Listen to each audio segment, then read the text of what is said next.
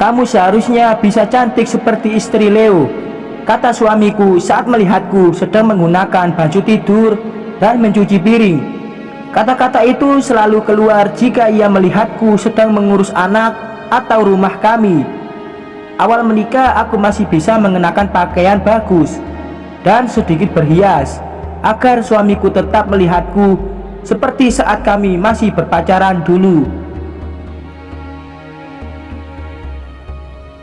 Namun semua itu berubah ketika putri kami lahir ke dunia. Suamiku tidak mampu mempekerjakan seorang asisten rumah tangga untukku. Jangankan untuk membayar orang lain, mencicil rumah saja ia sudah hampir tidak sanggup. Mulai dari mengurus anak, pekerjaan rumah, hingga kebun, semua aku lakukan seorang diri.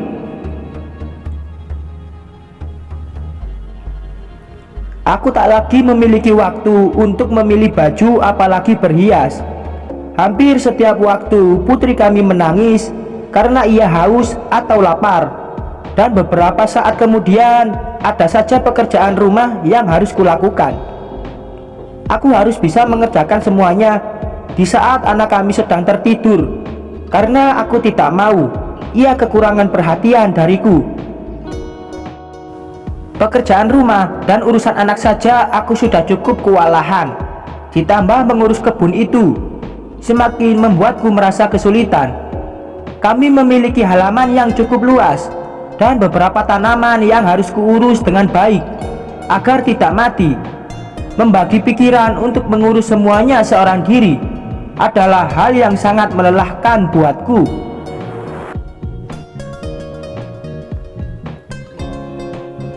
Setiap hari Rick hanya bangun dan menagih sarapannya. Aku harus bangun ekstra pagi agar ia dapat memakan sarapannya sebelum pergi ke kantor. Setelah membuatkan sarapan, aku mencuri waktu mencuci atau membersihkan rumah selagi anak kami masih tertidur pulas di kamarnya. Di saat itulah Rick selalu mengatakan kalau aku tidak cantik seperti istri teman dekatnya, Leo. Ia selalu membandingkanku dengannya. Ia bilang kalau istri Leo masih bisa menyempatkan untuk merawat diri di tengah-tengah mengurus rumah tangganya. Tentu saja ia bisa seperti itu.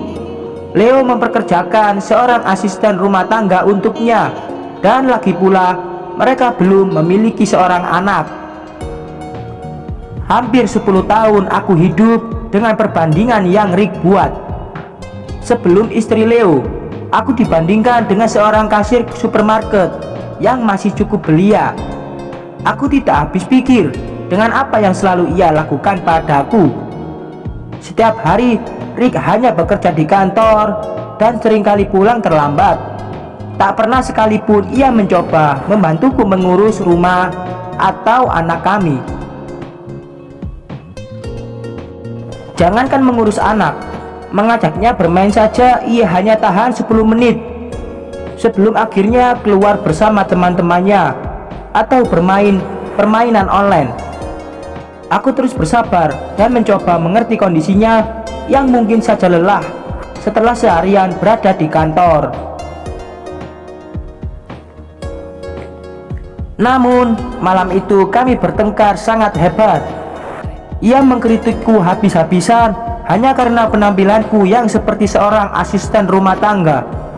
Ia menganggapku tidak pantas menjadi istrinya karena penampilanku sangat jelek. Selama ia mengkritikku, aku hanya memaku di depan cermin dan melihat banyak kerutan di wajahku atau bajuku yang tampak sangat lusuh.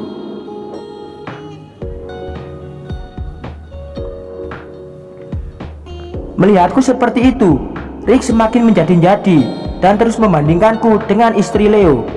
Tak kusangka malam itu ia mengemasi semua barangnya dan pergi meninggalkan aku juga putri kami. Beberapa bulan kemudian, aku melihat Rick sudah menggandeng mesra wanita yang selalu ia bandingkan denganku.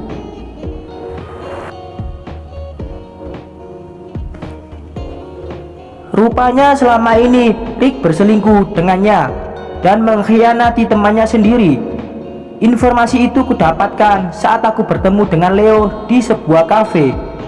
Kami tinggal di kota kecil. Sangat mudah untuk mendengar kabar yang beredar karena kami saling mengenal satu sama lain. Setelah ditinggalkan oleh Rick, aku mencoba untuk mengembalikan kecantikanku. Aku mulai pergi ke gym dan melakukan perawatan wajah. Tetapi semakin kulakukan, aku merasa kalau kecantikanku tidak akan bisa kembali. Aku lebih mudah melakukan semua itu ketika putri kami sudah beranjak dewasa. Ia mulai sekolah dan bisa mengurus dirinya sendiri. Bahkan terkadang ia membantuku mengurus pekerjaan rumah. Di saat itulah aku mulai mendapatkan kecantikanku kembali dan sering bertemu dengan Leo. Putriku sangat setuju jika aku menjalin hubungan dengan Leo. Aku sudah menceritakan semua yang terjadi saat ia masih bayi. Aku dan Leo sama-sama dikhianati dan ditinggalkan. Jadi lebih mudah bagi kami untuk saling memahami satu sama lain. Restu dari putriku sudah kugenggam. Akhirnya kami memutuskan untuk mengenal lebih jauh dan membawanya ke jenjang lebih serius. Suatu malam, Leo melamarku di sebuah taman sambil memberikanku sebuket mawar merah. Dengan senang hati aku menerima lamarannya.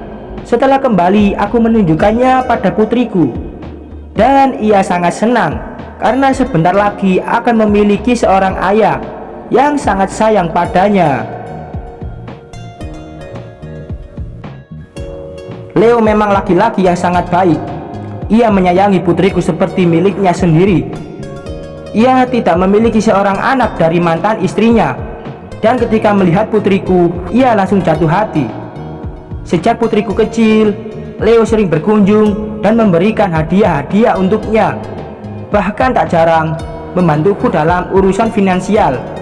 Karena memang rumah yang kami tempati masih membutuhkan biaya bulanan. Jadi tidak heran jika putriku sangat dekat dan menyetujui hubungan kami. Hanya butuh waktu 3 bulan sebelum akhirnya kami menikah dan melunasi rumah itu. Aku sangat bersyukur menjadi istrinya karena hampir setiap hari Leo membawakanku bunga dan selalu menghargai apapun yang kulakukan untuknya dan putriku. Genap 1 tahun pernikahan kami. Tiba-tiba Rick datang sambil membawa koper besarnya. Dia memang cantik, tapi dia tidak bisa mengurusku. Kamu lebih baik dan aku ingin kembali sama kamu, ucapnya. Ketika melihatku dari balik pintu, tak lama Leo mendekatiku dan memeluk pinggangku. Aku sudah memiliki suami dan ayah pengganti untuk putriku. Sekarang aku sudah hidup bahagia, jawabku sambil mencium suamiku. Kemudian salah satu tangan Leo mengambil gagang pintu dan menutupnya. Aku sudah tidak mau lagi melihat wajah seorang monster penghancur kebahagiaan aku dan putriku. Kini aku sudah hidup bahagia dari hasil perjuangan setelah dicampakkan olehnya.